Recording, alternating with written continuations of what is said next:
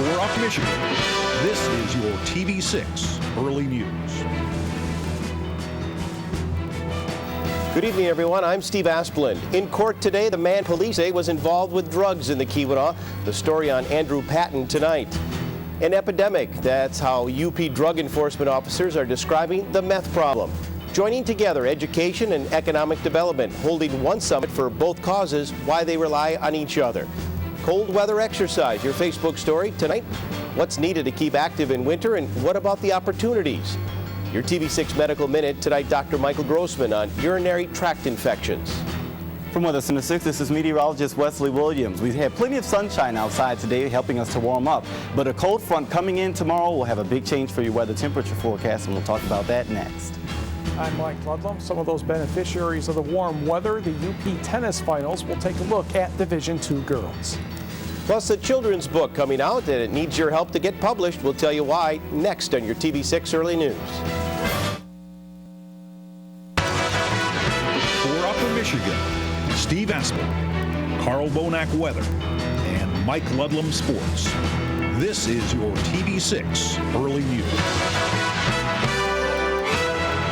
A 23-year-old man was arraigned today in Houghton County District Court. Austin Patton of Hancock was arrested last Thursday after a search warrant was issued at a residence in Hancock. During the search, officers found large amounts of illegal substances and growing supplies and a quantity of marijuana.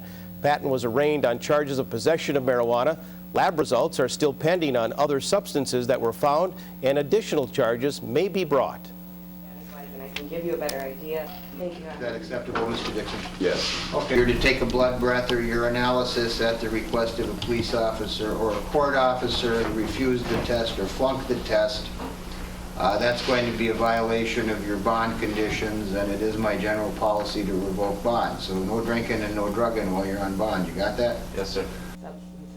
A pretrial is expected to begin in 2 weeks. Well, officials are calling the growing meth problem in the Upper Peninsula an epidemic. Upset reports they have found nearly 20 meth lab cleanups so far this year. Last year there were 8. Authorities credit the increase to the spread of the one-pot meth recipe, which makes manufacturing the drug faster and easier. But it also makes cracking down on the problem harder for authorities. It makes it a little complicated to investigate it because you might receive information that they're cooking meth, but by the time you get there, the production's done and over with, and it's cleaned up. Police are asking for your help in locating potential meth labs. A few things to look for are strong chemical odors, open windows in cold weather, and suspicious activity near the site.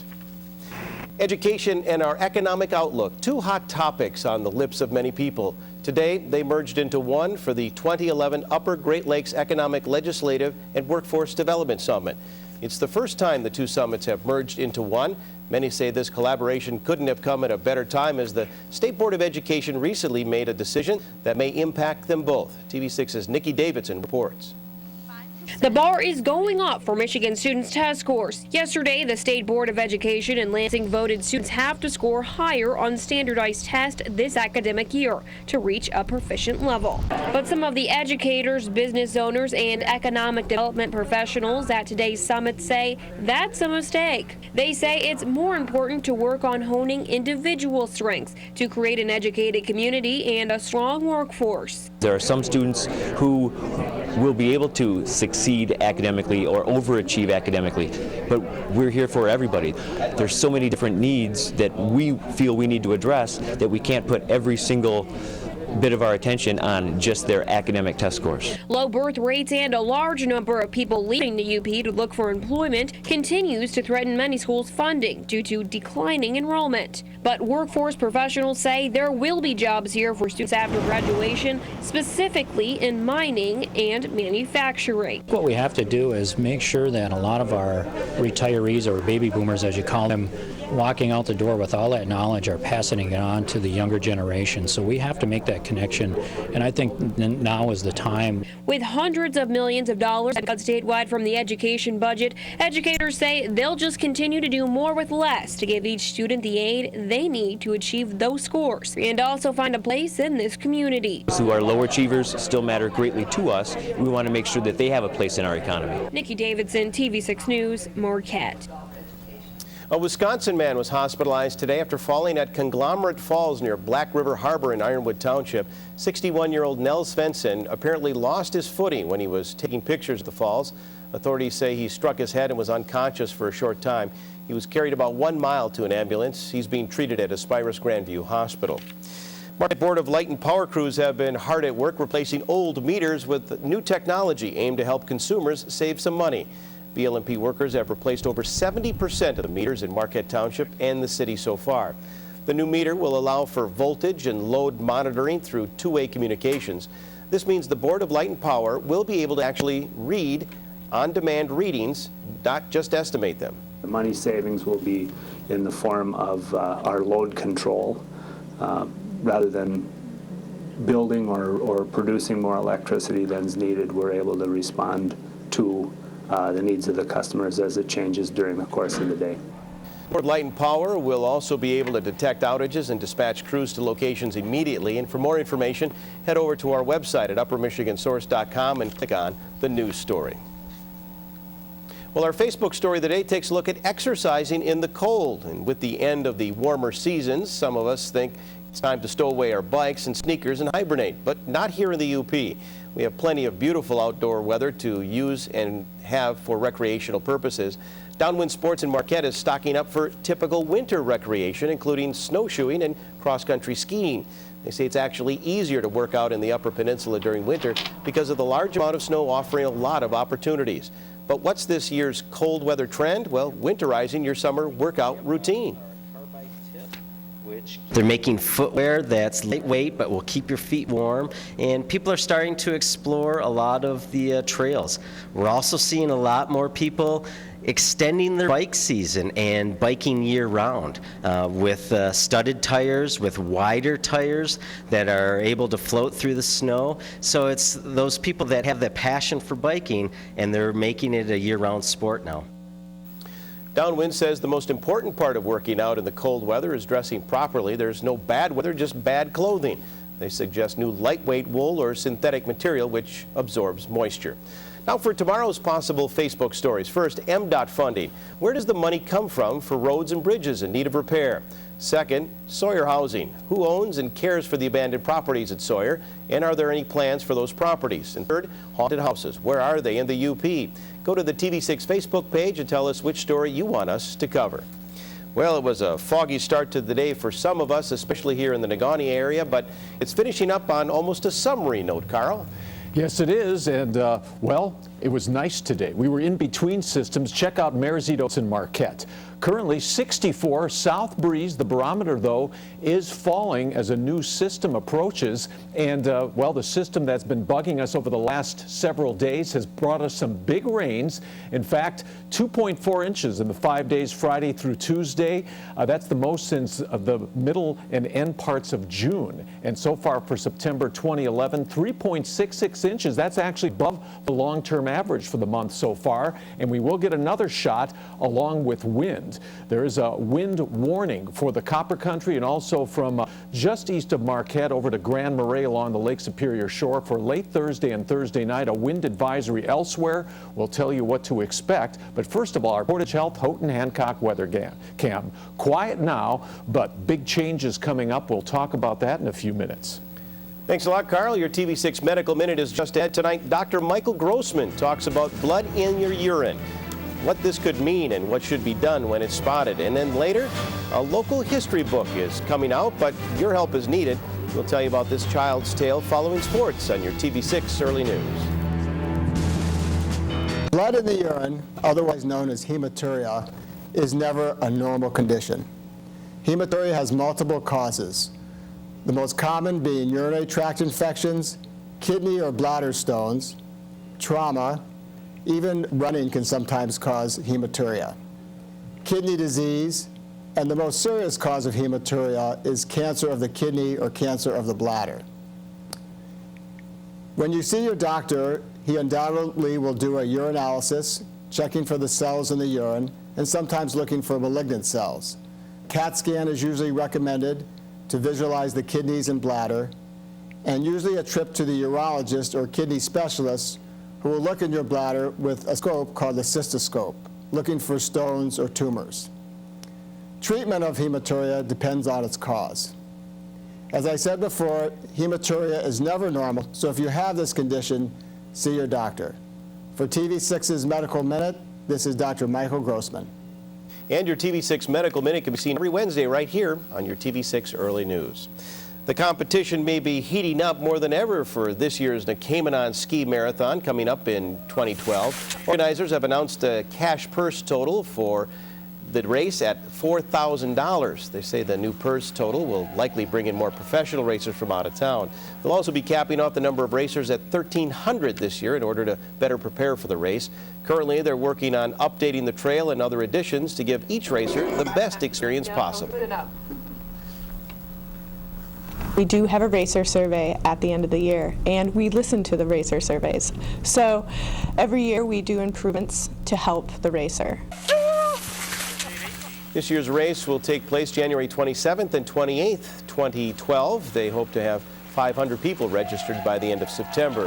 The fee for the race does increase the longer you want to sign up. Visit our website at uppermichigansource.com for more information. Your weather outlook for the second half of the week is straight ahead, and it's back to the rain and then some wind. TV6 meteorologist Carl Bonak has your forecast next. The winning streak is over on Wall Street as stocks close sharply lower. The Dow losing 179, the NASDAQ falling 55. Europe continues to be a drain as investors worry about the region's ability to contain its debt crisis. Gold prices losing $34, ending at $16 an ounce. And crude oil prices down $3.24, closing at $81.21 a barrel. Here's a look at today's most active issues and stocks of local interest.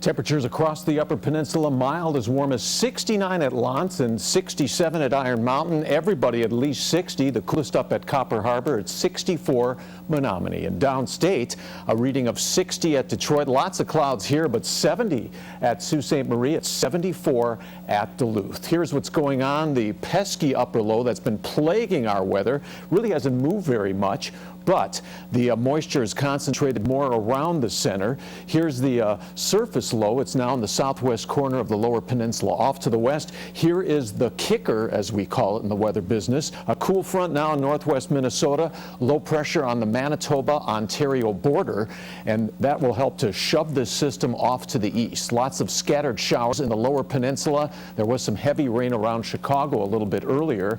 And off to the west, right now this doesn't look all that impressive, but with time, we expect this system to deepen. By tomorrow morning, low pressure on the west end of Lake Superior will head to the southeast. As the system winds up, a new upper low will develop. This one won't hang around though, but behind the surface low, strong northerly winds and a driving rain expected. And then on Friday, with the lows off to the east of us, it looks like a cold northerly wind, maybe some leftover showers as high pressure builds in, even some lake effect. There could even be a snowflake or two in the highlands of the northern UP, let's say up till Friday midday before drier air works in. Back with your forecast details next. Well, temperatures may get as low as the upper 40s in some spots of the eastern and south central regions early tomorrow, to the 50s elsewhere. And then at midday, some spots will probably get into the 60s, but temperatures should fall in the afternoon, especially over the western half, as that low heads to the southeast and the winds shift to the north. Your forecast tonight, the west to east split, maybe by morning, especially in the Copper Country, there could be some showers. In the east and south, a chance of some more fog, but nowhere near as widespread as it was this morning. Low temperatures centered around 50, with the coolest readings in portions of the east central and southeastern UP. Then for tomorrow, highs will range from the middle 50s in the Copper Country, middle 60s in the far south. We look for some rain to develop, winds gradually become northerly and pick up. In fact, there could be some wind gusts along Lake Superior as high as 50, maybe even 60 miles per hour by late on Thursday into Thursday night. Then cold on Friday, only in the 40s, around 50 into the 50s on Saturday. But look what happens. We really warm up early next week again. Flipping and flopping all over the place. That's fall. All righty. Thanks a lot, Carl. Your sports is on the way tonight. UP Girls Tennis Finals, Division II in Dickinson County. A good day for the favorites. Plus, your winner of the Play of the Week. TV6's Mike Ludlam has your sports next. We'll be right back.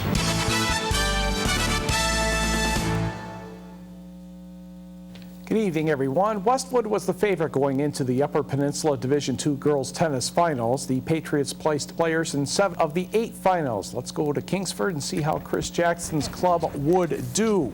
We'll pick it up at first doubles. And then Berkeley Lafreniere serving, partner Pietro. On the other side for Iron Mountain, Alexis Truscott and Ellie Yastrzemski.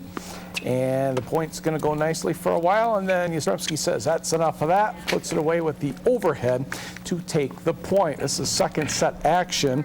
Lafreniere and Pietro won the first set 6-2, and they're going to get this point right here as a room service overhead by Pietro, and they went on to take the first doubles title 6-2 and 6-love. Over at first singles serving, Westwood's Sarah Massey. In the far court, West Iron County's Energizer Bunny, Kylie Erickson. And she makes a couple of good gets, and just when you think that Massey's going to hit the ball the other way, nope, she comes back with a slice, even tougher than that, and she gets the point. We're in the first game of this match. And Erickson's going to get a nice break coming up here as the net cord is in her favor. She trickles that one over. And Erickson picked up the pace and went on to win the UP title here by the count of 6-1 and 6-3. Overall, Westwood ended up with 6 of the 8 titles, getting 21 points. I believe that's 3 years in a row for Westwood. Iron Mountain and West Iron County tie for second, Ishpeming third, and we will let you know about Division I, which had a much later start in Marquette thanks to the weather, coming up tonight on your TV6 Late News. Let's go to the play of the week.